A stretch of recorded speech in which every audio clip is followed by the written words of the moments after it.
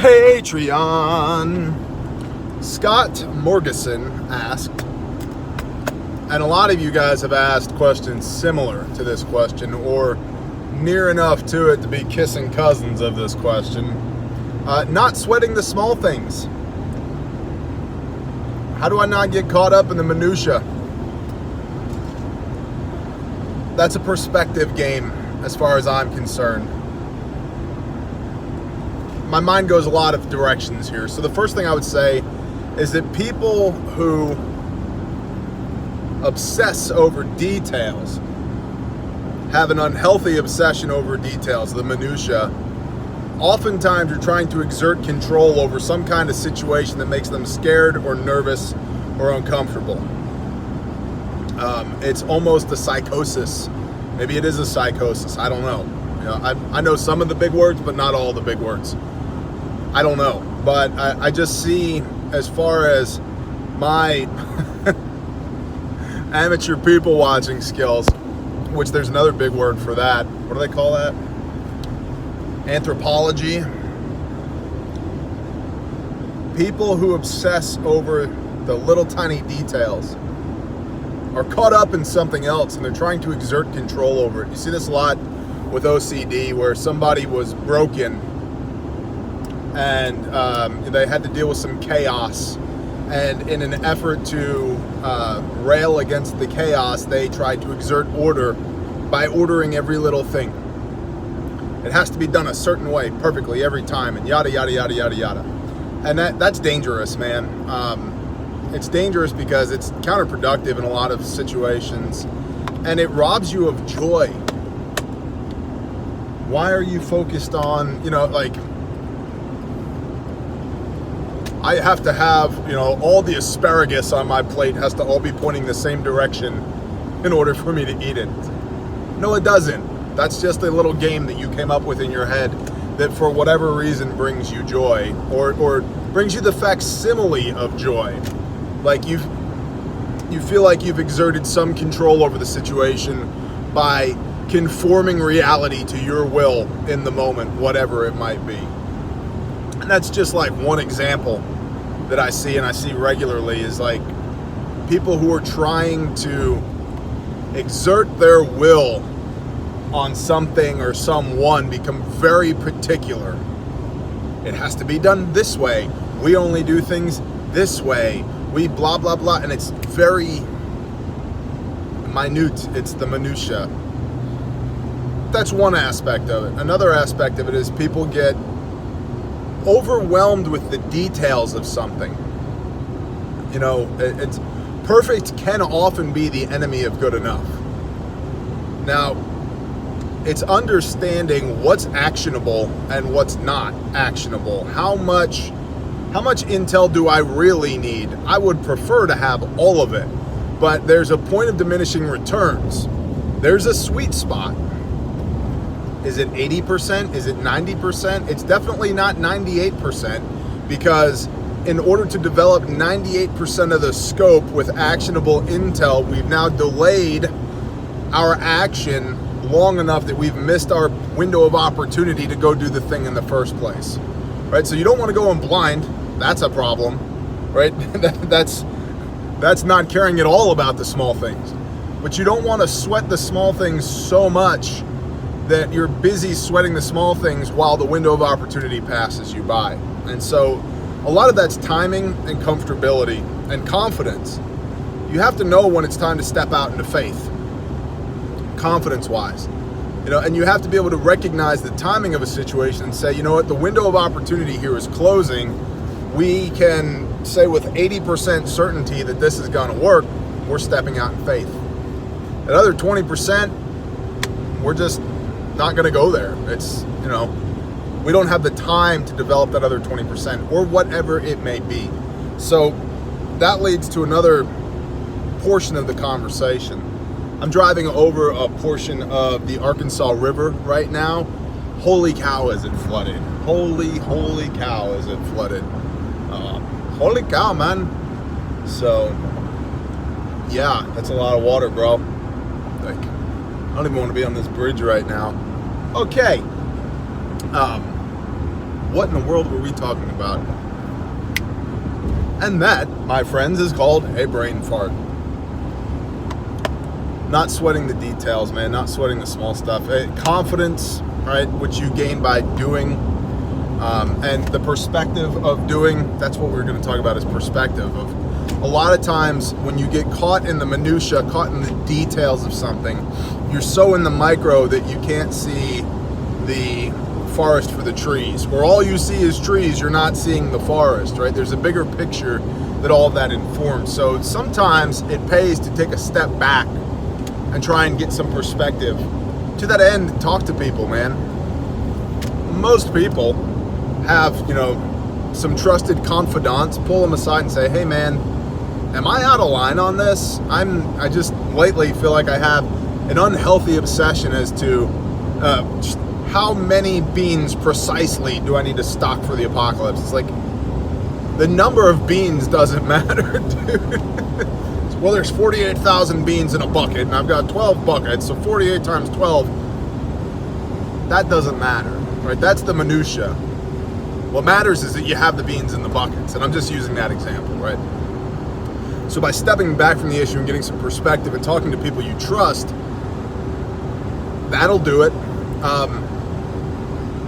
Also, getting caught up in the small things, sweating the small things, comes from having a very, and I mean this in all love, I don't mean this as this isn't a knock on anybody, but when we get self-centered, when we're more concerned about us than the people around us, I found for me, it's easy for me to get swamped with details. When I get outside of myself and I start worrying about other people's problems, or just go helping in the community, helping my wife in the house, helping my tribe on a piece of property, do a thing or whatever, right? When I get out of my own self and start contributing to others, man, all that minutia just falls by the wayside. It doesn't matter anymore. And that perspective allows you to realize what matters and what doesn't matter. So sometimes, again, creating that distance from the problem, right? It's a lot of these things are so similar, man. It's like, what do you do if you're in an altercation? Man, you hit as hard as you can, you break contact, and you use that space, that distance, because distance equals reaction time, to give you some perspective to allow you to respond to the situation, right? But when you're right up in it, man, you don't know if you're going to get kicked, punched, bitten, stabbed, shot. Like, you're too close to it. You have to remove yourself just a little bit to buy yourself a little bit of time to get some perspective, to realize what matters and what doesn't. So that. And then another thing, or maybe the thing that would inform that, is knowing the answers to the big questions. By the big questions, I mean, who made you? Why were you made? Right? And we can go macro answers to that. Well, I was fearfully and wonderfully created in the image of my Creator. Cool. Good answer. Why were you made? Well, to be in service to the kingdom. Good answer. How are you going to do that? I don't know. Contemplate this, man. Talk to the Father. Say, okay,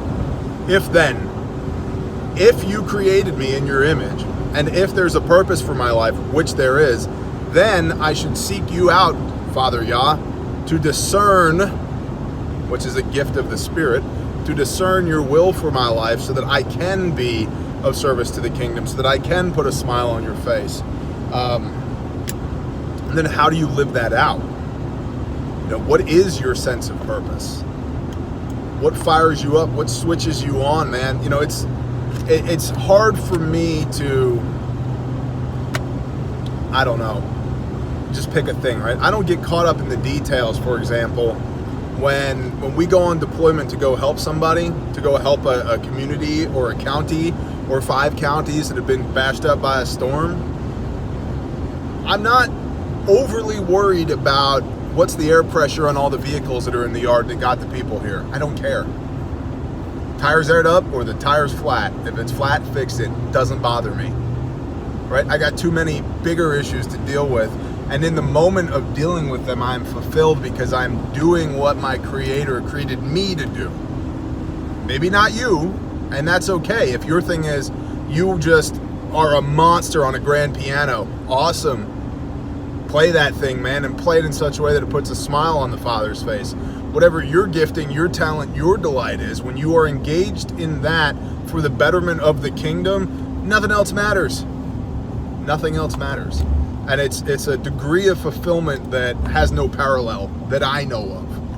I mean, there's more ecstasy in the physical doing of the Father's will for my life, for me, than there is for all of the drugs and alcohol and sex and debauchery and everything I've ever done worldly. You roll all that up into a ball, and it pales in comparison to knowing in four-dimensional space-time that you're exactly where you were created to be, doing exactly the thing that you were created to do for the Most High Yah. It's incomparable. There is no other thing. There's